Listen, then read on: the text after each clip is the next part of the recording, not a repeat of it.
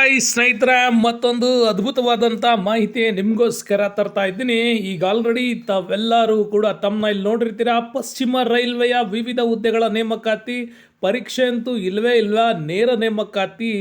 So ಇದು ಪಶ್ಚಿಮ ಕೇಂದ್ರ ರೈಲ್ವೆಯ 3015 ಹುದ್ದೆಗಳಿಗೆ ಈಗ ಅರ್ಜಿ ಆಹ್ವಾನ ಮಾಡಿದ್ದಾರೆ. ಯಾರ್ಯಾರಿಗೆ ಈ ಒಂದು ಹುದ್ದೆಗಳಿಗೆ ಹಾಕಬೇಕು ಅವ್ರಿಗೆ ಒಂದು ಸಿಂಪಲ್ ಎಜುಕೇಷನ್ಸ್ ಇದ್ದರೆ ಸಾಕು, ಅದ್ಭುತವಾಗಿರ್ತಕ್ಕಂತಹ ಒಂದು ಹುದ್ದೆಯನ್ನು ಪಡೀಲಿಕ್ಕೆ ತಮ್ಮೆಲ್ಲರಿಗೂ ಒಂದು ಅಗತ್ಯವಾದಂತಹ ಅವಕಾಶ ಇದೆ ಅಂತ ಹೇಳ್ಬೋದು.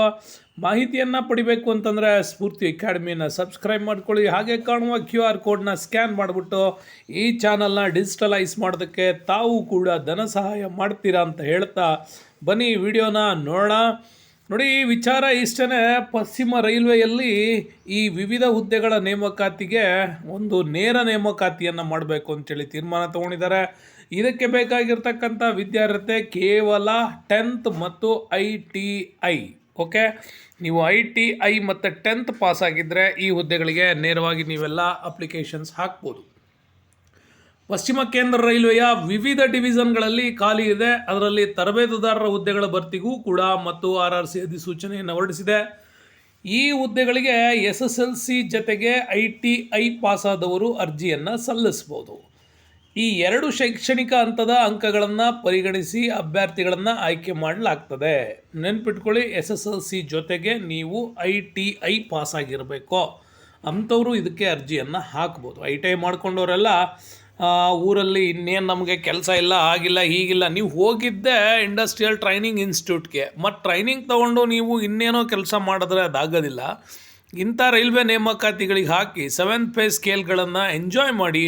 ಇಲ್ಲೊಬ್ಬ ತಹಶೀಲ್ದಾರ್ ತೆಗೆದುಕೊಳ್ಳೋ ಸಂಬಳವನ್ನು SSLC ITI ಮಾಡಿದವ್ರು ತೊಗೋತಾ ಇರ್ತೀರಿ ಸೆಂಟ್ರಲ್ ಗೌರ್ಮೆಂಟಲ್ಲಿ. ಅಂಥ ಅದ್ಭುತವಾದಂಥ ಜಾಬ್ಗಳಿವೋ, ಮರೀದೇನೆ ಇವುಗಳಿಗೆಲ್ಲ ನೀವು ಒಂದು ಅಪ್ಲಿಕೇಶನ್ಸ್ ಹಾಕೋದ್ರ ಮುಖಾಂತರ ತಮ್ಮನ್ನು ತಾವು ಎಂಜಾಯ್ ಮಾಡ್ಕೊಳ್ಬೋದು. ಒಟ್ಟು 3015 ಹುದ್ದೆಗೆ ಅರ್ಜಿ ಆಹ್ವಾನಿಸಲಾಗಿದೆ. ಅದಕ್ಕೆ ಮಾಹಿತಿಯನ್ನು ತಿಳ್ಕೊಳ್ಳೋದಾದರೆ ಹುದ್ದೆಗಳ ವಿವರ ಇದೆ ನೋಡಿ. ಜಬ್ಬಲ್ಪುರ್ ಡಿವಿಷನ್ಗೆ 1164 ಹುದ್ದೆಗಳು, ಭೂಪಾಲ್ ಡಿವಿಷನ್ಗೆ 603 ಹುದ್ದೆಗಳಿದೆ, ರಾಜಸ್ಥಾನ್ ಕೋಟಾ ಡಿವಿಷನ್ಗೆ 853 ಹುದ್ದೆಗಳಿದೆ, ಕೋಟಾ ವರ್ಕ್ಶಾಪ್ ಡಿವಿಷನ್ಗೆ 196 ಹುದ್ದೆಗಳು ಕೂಡ ಇದ್ದಾವೆ. ಮತ್ತು ಇನ್ನೂ ಹೇಳಬೇಕು ಅಂತಂದರೆ CRWS ಮತ್ತು BPL ಡಿವಿಷನ್ಗೆ 170 ಹುದ್ದೆಗಳು, HQ ಜಬ್ಬಲ್ಪುರ್ ಡಿವಿಷನ್ಗೆ 29. ಇದಕ್ಕೆ ಶೈಕ್ಷಣಿಕ ವಿದ್ಯಾರ್ಹತೆಯನ್ನು ನೀವು ನೋಡೋದಾದರೆ ಸ್ನೇಹಿತರೆ, ಮೆಟ್ರಿಕ್ಯುಲೇಷನ್ಸ್ ಪಾಸಾಗಿರಬೇಕು. ಮೆಟ್ರಿಕ್ಯುಲೇಷನ್ಸ್ ಅಂದರೆ SSLC ಪಾಸಾಗಿರಬೇಕು. ಸೊ ಅದರ ತತ್ಸಮಾನದ ಬಗ್ಗೆ ಯಾವುದೇ ಮಾಹಿತಿ ಕೊಟ್ಟಿಲ್ಲ ಅವರು, ಹಾಗಾಗಿ SSLC ಪಾಸ್ ಆಗಿರಬೇಕು. SSLC ಪಾಸ್ ಜೊತೆಗೆ ನೀವು ವಿವಿಧ ಟ್ರೇಡ್ಗಳಲ್ಲಿ ITI ಶಿಕ್ಷಣ ಉತ್ತೀರ್ಣರಾಗಿರಬೇಕು. ನೋಡಿ, ITI ಇಂಥದ್ದೇ ಅಂತ ಅವ್ರು ಹೇಳಿಲ್ಲ, ನೀವು ಯಾವುದೇ ರೀತಿಯಾಗಿರ್ತಕ್ಕಂಥ ವಿವಿಧ ಟ್ರೇಡ್ಗಳ ITI ಶಿಕ್ಷಣವನ್ನು ಪಡೆದಿದ್ದರೆ ಸಾಕು ಅಂತ ಕೂಡ ಹೇಳ್ತಾ ಇದೆ. ಹಾಗೂ NCVTಯಿಂದ ಅಥವಾ SCVTಯಿಂದ ನೀವು ITI ಸರ್ಟಿಫಿಕೇಟನ್ನು ಪಡೆದಿರಬೇಕು. ನೆನ್ಪಿಟ್ಕೊಳ್ಳಿ, ITI ಪಾಸ್ ಆಯಿತು ಅಂಥೇಳಿ ಅಲ್ಲಿಂದ ಪಾಸ್ಔಟಾಗಿ ಹೊರ ಬರೋದಲ್ಲ. ಆ ITI ಪಾಸ್ ಆದವರು ನಿಮಗೆ ಕೇಂದ್ರದಿಂದ ITI ಪಾಸ್ ಆಗಿದೆ ಅನ್ನೋದಕ್ಕೆ ಒಂದು ರಿಜಿಸ್ಟ್ರೇಷನ್ಸ್ ಆಗಿರ್ತಕ್ಕಂತಹ ಒಂದು ಕಾಪಿಯನ್ನು ಕೊಡ್ತಾರೆ. ನೀವು ನಿಮ್ಮ ITI ಕಾಲೇಜ್ನ ಪ್ರಿನ್ಸಿಪಾಲ್ ಮುಖಾಂತರ ನೀವು ಇದನ್ನು ಪಡ್ಕೊಳ್ಬೇಕಾಗತ್ತೆ. ಸೊ ಅದನ್ನು ಪಡ್ಕೊಂಡವ್ರು ಏನು ಮಾಡ್ಬೋದು, ಅವುಗಳನ್ನು ತಮ್ಮ ಹತ್ರ ಇಟ್ಕೊಂಡು ITI ಮಾಡಿದ್ದಕ್ಕೋಸ್ಕರ ನೀವು ಇಂತಹ ಒಂದು ಟೆಕ್ನಿಕಲ್ ಜಾಬ್ಗಳಿಗೆ ಏನು ಮಾಡ್ಬೋದು, ಹುದ್ದೆಗೆ ಅರ್ಜಿಯನ್ನು ಸಲ್ಲಿಸ್ಬೋದು. ನೆನ್ಪಿಟ್ಕೊಳ್ಳಿ, ವಯಸ್ಸಿನ ಅರ್ಹತೆಗಳು ಬಂದರೆ ನಿಮಗೆ ಕನಿಷ್ಠ 18 ವರ್ಷ ವಯಸ್ಸಾಗಿರಬೇಕು, ಜೊತೆಗೆ 24 ವರ್ಷ ವಯಸ್ಸನ್ನು ಮೀರಿರಬಾರ್ದು ಅಂತ ಕೂಡ ಹೇಳುತ್ತೆ. ಮತ್ತು OBC ಅಭ್ಯರ್ಥಿಗಳಿಗೆ 3 ವರ್ಷ ಸಡಿಲಿಕೆ ಕೂಡ ಇದೆ. SC ST ಅಭ್ಯರ್ಥಿಗಳಿಗೆ 5 ವರ್ಷ ಸಡಿಲಿಕೆ ಇದೆ. ಅಲ್ಲಿಗೆ OBC ವಿದ್ಯಾರ್ಥಿಗಳಿಗೆ 24, 3 ವರ್ಷ ಸಡಿಲಿಕೆ, ಟೋಟಲ್ 27 ಇಯರ್ಸು. SC ಅಭ್ಯರ್ಥಿಗಳು SC STನವರಿಗೆ 24 + 5 29 ವರ್ಷಗಳವರೆಗೂ ಕೂಡ ವಯಸ್ಸಿನ ಸಡಿಲಿಕೆ ನಿಯಮಗಳು ಅನ್ವಯವಾಗುತ್ತೆ. ನೀವು ಈ ಅಪ್ಲಿಕೇಶನ್ಸ್ನ ಸಲ್ಲಿಸ್ಬೋದು.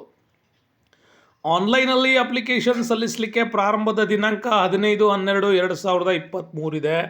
15ನೇ ತಾರೀಕಿಂದನೇ ಇದು ಆರಂಭ ಆಗಿದೆ.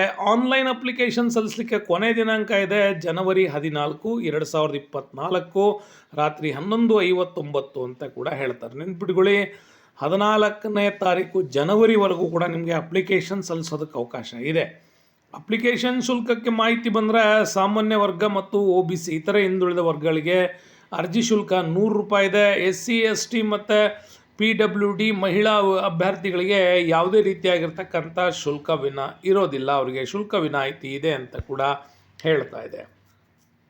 ಅರ್ಜಿ ಎಲ್ಲಿ ಸಲ್ಲಿಸೋದು ಸರ್ ಅಂತೇಳಿ ನಿಮಗೇನಾದರೂ ಮಾಹಿತಿ ಬೇಕು ಅಂತಂದರೆ ನಿಮಗೆ ನೆನಪಿಟ್ಕೊಳ್ಳಿ, ಅರ್ಜಿ ಸಲ್ಲಿಸಲಿಕ್ಕೆ ಡೈರೆಕ್ಟ್ ಲಿಂಕನ್ನು ಈ ಕೆಳಗಡೆ ನಾವು ನಿಮಗೆ ತೋರಿಸಿದ್ದೆ ನೋಡಿ. ಪಶ್ಚಿಮ ಕೇಂದ್ರ ರೈಲ್ವೆಯ ಅಧಿಕೃತ ವೆಬ್ಸೈಟ್ ವಿಳಾಸ ಇದು. ಇಲ್ಲೇ ನೀವು ಸಲ್ಲಿಸಬೇಕು. ಅದು wcrindianrailways.government.in ಇಲ್ಲಿ ನೀವು ಅರ್ಜಿಯನ್ನು ಸಲ್ಲಿಸಬೇಕು. ಇದನ್ನು ನೀವು ಸ್ಕ್ರೀನ್ಶಾಟ್ ಮಾಡ್ಕೊಳ್ಳಿ. ಅದೇ ರೀತಿಯಾಗಿರ್ತಕ್ಕಂತಹ ಈ ಒಂದು ಲಿಂಕನ್ನು ಕೂಡ ನೀವು ಬಳಸಿ ಹಾಕ್ಬೋದು. ಸೊ ನೋಟಿಫಿಕೇಷನ್ ಬಂದರೆ ವೆಸ್ಟರ್ನ್ ಸೆಂಟ್ರಲ್ ರೈಲ್ವೆ ರಿಕ್ರೂಟ್ಮೆಂಟ್ 2024 ಅನ್ವಯವಾಗಿ ಈ ನೋಟಿಫಿಕೇಷನ್ಸ್ ಬರ್ತದೆ. ಬಟ್ ಇದಕ್ಕೆ ನೀವು ಯಾವ್ಯಾವ ರೀತಿಯಾಗಿರ್ತಕ್ಕಂಥ ದಾಖಲೆಗಳನ್ನು ಸಲ್ಲಿಸಬೇಕು ಅಂತಂದರೆ ನೋಡಿ, ಒಂದು SSLC ಅಂಕಪಟ್ಟಿ ನಿಮ್ಮ ಹತ್ರ ಇರಬೇಕು. ಅದಾದ ನಂತರ ನಿಮಗೆ ಜನ್ಮ ದಿನಾಂಕದ ದಾಖಲೆ ಹೊಂದಿರತಕ್ಕಂಥದಕ್ಕೆ ಆಧಾರ ಬೇಕು. ಅಂದರೆ ನಿಮಗೆ SSLC ಮಾರ್ಕ್ಸ್ ಕಾರ್ಡ್ ಜೊತೆಗೆ ಅದು ಕೂಡ ಇರ್ತದೆ. ITI ಪಾಸ್ ಆಗಿರುವ ಅಂಕಪಟ್ಟಿ ಬೇಕು. ಜೊತೆಗೆ ನಿಮಗೆ NCVT ಮತ್ತು SCVTಯ ಸರ್ಟಿಫಿಕೇಟನ್ನು ನೀವು ನಿಮ್ಮ ಹತ್ರ ಇಟ್ಕೊಳ್ಬೇಕು. ಅದಾದಮೇಲೆ ಕ್ಯಾಸ್ಟ್ ಸರ್ಟಿಫಿಕೇಟ್ ಅಂದರೆ ಜಾತಿ ಪ್ರಮಾಣ ಪತ್ರ ಕೂಡ ಇದಕ್ಕೆ ಬೇಕು. ಮತ್ತು ಇತರೆ ಯಾವುದಾದ್ರೂ ನೀವು ರಿಲ್ಯಾಕ್ಸೇಷನ್ ಸಲ್ಲಿಸ್ತೀರಾ ಅಂದರೆ ಅದಕ್ಕೆ ಸಂಬಂಧಪಟ್ಟಂತಹ ಸರ್ಟಿಫಿಕೇಟ್ಗಳನ್ನು ಹೊಂದಿರಬೇಕು. ಮತ್ತು ವೆರಿ ಇಂಟ್ರೆಸ್ಟಿಂಗ್, ಇದರ ಆಯ್ಕೆ ವಿಧಾನ ಬಂದುಬಿಟ್ಟೆ ಭಾಳ ಆಸಕ್ತಿಯುತವಾಗಿದೆ.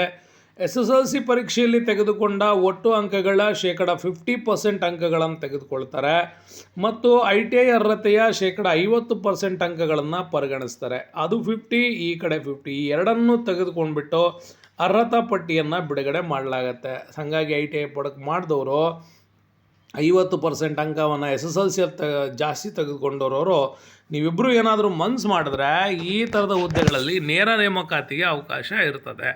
ಇಂಥ ಹುದ್ದೆಗಳನ್ನು ನೀವು ಎನ್ಕ್ಯಾಶ್ ಮಾಡ್ಕೊಳ್ಬೋದು ಅಂತ ಕೂಡ ವೆಬ್ಸೈಟಲ್ಲಿ ಅಧಿಕೃತವಾಗಿ ಇದನ್ನು ಹೇಳ್ತಾ ಇದೆ. ಹಾಗಾಗಿ ಸ್ನೇಹಿತರೆ ಮರಿಬೇಡಿ, ಸೆಂಟ್ರಲ್ ರೈಲ್ವೆನಲ್ಲಿ, ಪಶ್ಚಿಮ ಸೆಂಟ್ರಲ್ ರೈಲ್ವೆನಲ್ಲಿ ಸಿಕ್ಕಿರ್ತಕ್ಕಂಥ ಈ ಅವಕಾಶವನ್ನು ಪಶ್ಚಿಮ ರೈಲ್ವೆಯ ವಿವಿಧ ಹುದ್ದೆಗಳ ನೇಮಕಾತಿಯ ಇದನ್ನು ನೀವು ಮಾಡಿದರೆ ಸೆಂಟ್ರಲ್ ವೆಸ್ಟರ್ನ್ ರೈಲ್ವೆಯ ಈ ಒಂದು ಪರೀಕ್ಷೆಗಳನ್ನು ತಾವು ಅಭೂತಪೂರ್ವವಾಗಿ ಸಕ್ಸಸ್ಫುಲ್ಲಾಗಿ ಗೆಲ್ಲರಿ.